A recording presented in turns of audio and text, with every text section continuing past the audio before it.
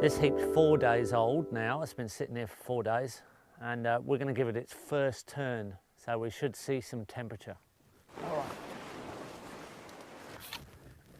So what we have to do here ideally is peel the outside, because what is on the outside needs to go into the middle. I'm going to dive in. I'm going to dive in deep into the compost just to give you an idea of how much heat there is. See that steam's coming now?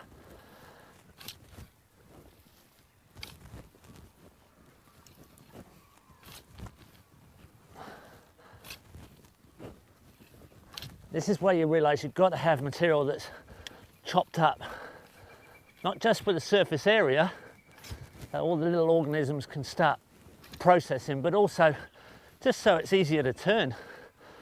You know that most of these organisms haven't even got a name yet scientifically. What you're really looking for is diversity and large numbers in quantity. So you're looking at how much you have in diversity and quantity in the compost. If you become a master at composting, probably means you spent 5,000 hours doing these sort of things. After 5,000 hours, I can tell you, you start to understand the process very, very well. But I'm trying to share that knowledge with you. I've made thousands of these heaps, and I literally mean thousands.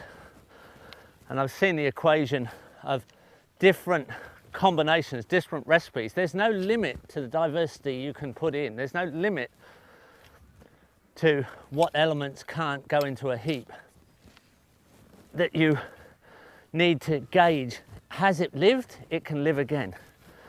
If it's lived before, it can live again in the compost.